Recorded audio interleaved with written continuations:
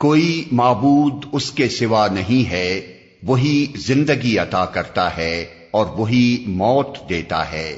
تمہارا رب اور تمہارے ان اسلاف کا رب جو پہلے گزر چکے ہیں، مگر فی الواقع ان لوگوں کو یقین نہیں ہے، بلکہ یہ اپنے شک میں پڑے کھیل رہے ہیں۔ کوئی معبود اس کے سوا نہیں ہے۔ معبود سے مراد ہے معبود حقیقی، جس کا حق یہ ہے کہ اس کی عبادت یعنی بندگی و پرستش کی جائے۔ وہی موت دیتا ہے۔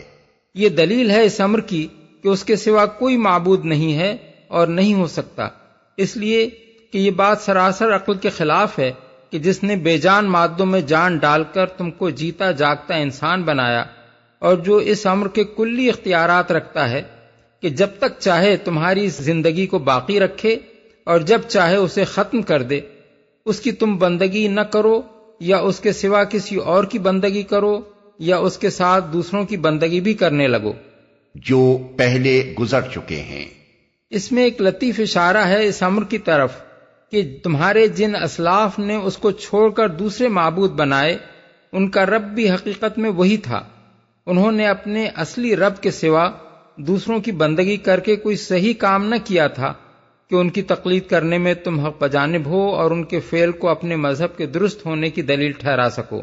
ان کو لازم تھا کہ وہ صرف اسی کی بندگی کرتے کیونکہ وہی ان کا رب تھا، لیکن اگر انہوں نے ایسا نہیں کیا تو تمہیں لازم ہے کہ سب کی بندگی چھوڑ کر اسی ایک کی بندگی اختیار کرو کیونکہ وہی تمہارا رب ہے۔ بلکہ یہ اپنے شک میں پڑے کھیل رہے ہیں۔ اس مختصر سے فقرے میں ایک بڑی اہم حقیقت کی طرف اشارہ کیا گیا ہے۔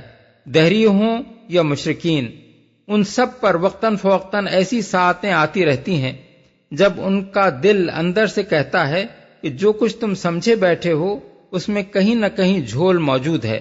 دہری اپنے انکار خدا میں بظاہر خواہ کتنا ہی سخت ہو، کسی نہ کسی وقت اس کا دل یہ شہادت دے گزرتا ہے کہ خاک کے ایک ذرے سے لے کر کہکشانوں تک اور گھاس کی ایک پتی سے لے کر انسان کی تخلیق تک یہ حیرت انگیز حکمت سے لبریز نظام کسی سانع حکیم کے بغیر وجود میں نہیں آ سکتا۔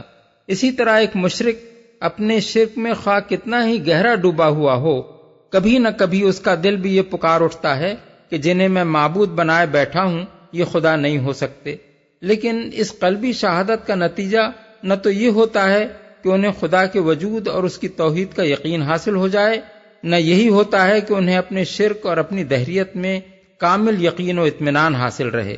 اس کے بجائے ان کا دین در حقیقت شک پر قائم ہوتا ہے، خواہ اس میں یقین کی کتنی ہی شدت وہ دکھا رہے ہوں۔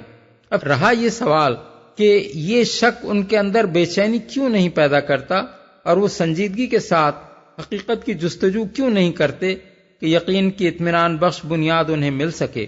اس کا جواب یہ ہے کہ دین کے معاملے میں سنجیدگی ہی سے تو وہ محروم ہوتے ہیں۔ ان کی نگاہ میں اصل اہمیت صرف دنیا کی کمائی اور اس کے عیش کی ہوتی ہے، جس کی فکر میں وہ اپنے دل اور دماغ اور جسم کی ساری طاقتیں خرچ کر ڈالتے ہیں۔ رہے دین کے مسائل تو وہ حقیقت میں ان کے لیے ایک کھیل، ایک تفریح، ایک ذہنی عیاشی کے سوا کچھ نہیں ہوتے، جن پر سنجیدگی کے ساتھ چند لمحے بھی وہ غور و فکر میں صرف نہیں کر سکتے۔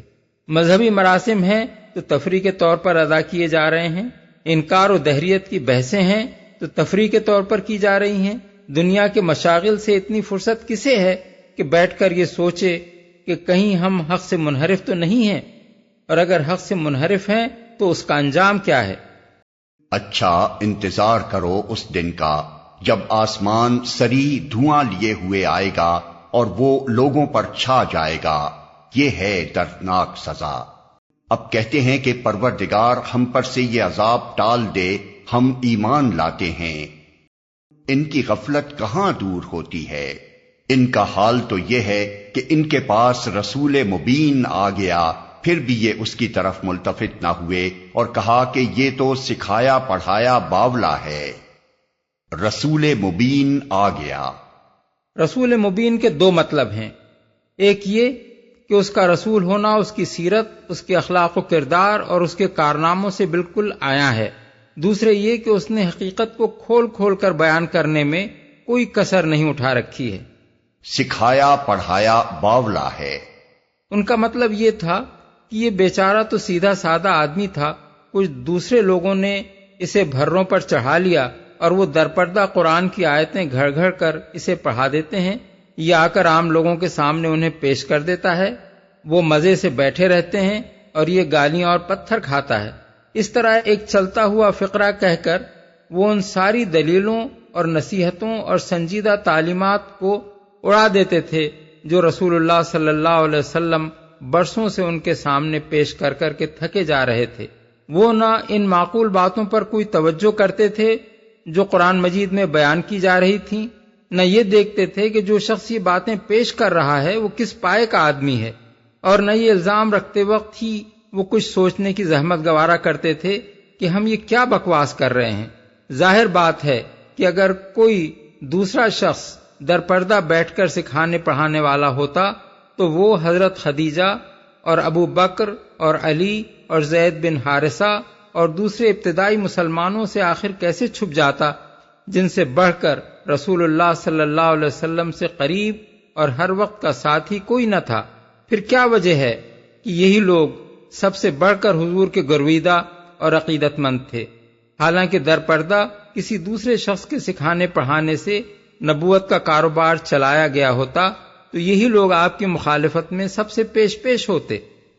ہم ذرا عذاب ہٹائے دیتے ہیں، تم لوگ پھر وہی کچھ کرو گے جو پہلے کر رہے تھے۔ ہم ذرا عذاب ہٹائے دیتے ہیں، تم لوگ پھر وہی کچھ کرو گے جو پہلے کر رہے تھے۔ جس روز ہم بڑی ضرب لگائیں گے وہ دن ہوگا جب ہم تم سے انتقام لیں گے۔ ان آیات کے مفہوم میں مفسرین کے درمیان بڑا اختلاف واقع ہوا ہے، اور یہ اختلاف صحابہ کرام کے زمانے میں بھی پایا جاتا تھا۔ حضرت عبداللہ بن مسعود کے مشہور شاگرد مسروق کہتے ہیں کہ ایک روز ہم کوفے کی مسجد میں داخل ہوئے تو دیکھا کہ ایک واعظ لوگوں کے سامنے تقریر کر رہا ہے۔ اس نے آیت یوم تأتی السماء بدخان مبین پڑھی، پھر کہنے لگا جانتے ہو یہ کیسا دھواں ہے؟ یہ دھواں قیامت کے روز آئے گا اور کفار و منافقین کو اندھا بہرا کر دے گا، مگر اہل ایمان پر اس کا اثر بس اس قدر ہوگا کہ جیسے زکام لاحق ہو گیا ہو۔ اس کی یہ بات سن کر ہم حضرت عبداللہ بن مسعود کے پاس گئے اور ان سے واعظ کی یہ تفسیر بیان کی۔ حضرت عبداللہ لیٹے ہوئے تھے، یہ تفسیر سن کر گھبرا کے اٹھ بیٹھے اور کہنے لگے کہ آدمی کو علم نہ ہو تو اسے جاننے والوں سے پوچھ لینا چاہیے۔ اصل بات یہ ہے کہ جب قریش کے لوگ اسلام قبول کرنے سے انکار اور رسول اللہ صلی اللہ علیہ وسلم کی مخالفت کرتے ہی چلے گئے تو حضور نے دعا کی کہ خدایا یوسف علیہ السلام کے قحط جیسے قحط سے میری مدد فرما۔ چنانچہ ایسا شدید کال پڑا کہ لوگ ہڈیاں اور چمڑا اور مردار تک کھا گئے۔ اس زمانے میں حالت یہ تھی کہ جو شخص آسمان کی طرف دیکھتا تھا اسے بھوک کی شدت میں بس دھواں ہی دھواں نظر آتا تھا۔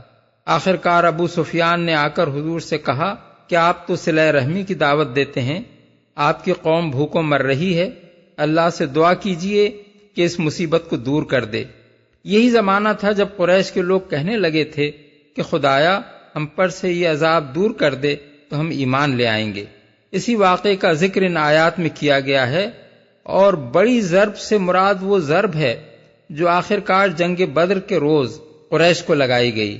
یہ روایت امام احمد، بخاری، ترمذی، نسائی، ابن جریر اور ابن ابی حاتم نے متعدد سندوں کے ساتھ مسروق سے نقل کی ہے، اور مسروق کے علاوہ ابراہیم نخعی، قتادہ، عاصم اور عامر کا بھی یہی بیان ہے کہ حضرت عبداللہ بن مسعود نے اس آیت کی یہ تفسیر ارشاد فرمائی تھی۔ اس لیے اس امر میں کوئی شک نہیں رہتا کہ حضرت موصوف کی رائے فی الواقع یہی تھی۔ تابعین میں سے مجاہد، قتادہ، ابو العالیہ، مقاتل، ابراہیم النخعی، ضحاک اور عطیۃ العوفی وغیرہ حضرات نے بھی اس تفسیر میں حضرت عبداللہ بن مسعود سے اتفاق کیا ہے۔ دوسری طرف حضرت علی، ابن عمر، ابن عباس، ابو سعید خدری، زید بن علی اور حسن بصری جیسے اکابر کہتے ہیں کہ ان آیات میں سارا ذکر قیامت کے قریب زمانے کا کیا گیا ہے، اور وہ دھواں جس کی خبر دی گئی ہے اسی زمانے میں زمین پر چھائے گا۔ مزید تقویت اس تفسیر کو ان روایات سے ملتی ہے جو خود نبی صلی اللہ علیہ وسلم سے منقول ہیں۔ حذیفہ بن اسید الغفاری کہتے ہیں کہ ایک روز ہم قیامت کے متعلق آپس میں گفتگو کر رہے تھے، اتنے میں حضور برآمد ہوئے اور فرمایا، قیامت قائم نہ ہوگی جب تک 10 علامات یکے بعد دیگر ظاہر نہ ہو لیں۔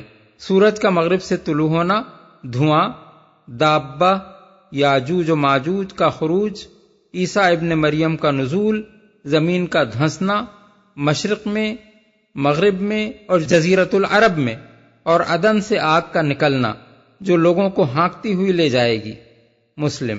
اسی کی تائید ابو مالک اشعری کی وہ روایت کرتی ہے جسے ابن جریر اور طبرانی نے نقل کیا ہے، اور ابو سعید خدری کی روایت جسے ابن ابی حاتم نے نقل کیا ہے۔ ان دونوں روایتوں سے معلوم ہوتا ہے کہ نبی صلی اللہ علیہ وسلم نے دھوئیں کو علامات قیامت میں شمار کیا ہے، اور یہ بھی حضور نے فرمایا ہے کہ وہ دھواں جب چھائے گا تو مومن پر اس کا اثر صرف زکام جیسا ہوگا، اور کافر کی نس نس میں وہ بھر جائے گا اور اس کے ہر منفذ سے نکلے گا۔ ان دونوں تفسیروں کا تعارض اوپر کی آیات پر غور کرنے سے بآسانی رفع ہو سکتا ہے۔ جہاں تک حضرت عبداللہ بن مسعود کی تفسیر کا تعلق ہے، یہ امر واقعہ ہے کہ مکہ معظمہ میں حضور کی دعا سے سخت قحط رونما ہوا تھا، جس سے کفار کے خانے بہت کچھ ڈھیلے پڑ گئے تھے، اور انہوں نے اسے رفع کرانے کے لیے حضور سے دعا کی درخواست کی تھی۔ اس واقعے کی طرف قرآن مجید میں متعدد مقامات پر اشارے کیے گئے ہیں۔ ان آیات میں بھی صاف محسوس ہوتا ہے کہ اشارہ اسی صورتحال کی طرف ہے۔ کفار کا یہ کہنا کہ پروردگار ہم پر سے یہ عذاب ٹال دے، ہم ایمان لاتے ہیں، اللہ تعالیٰ کا یہ فرمانا کہ ان کی غفلت کہاں دور ہوتی ہے جبکہ ان کے پاس رسول مبین آ گیا، پھر بھی یہ اس کی طرف ملتفت نہ ہوئے، اور کہا کہ یہ تو سکھایا پڑھایا باولا ہے۔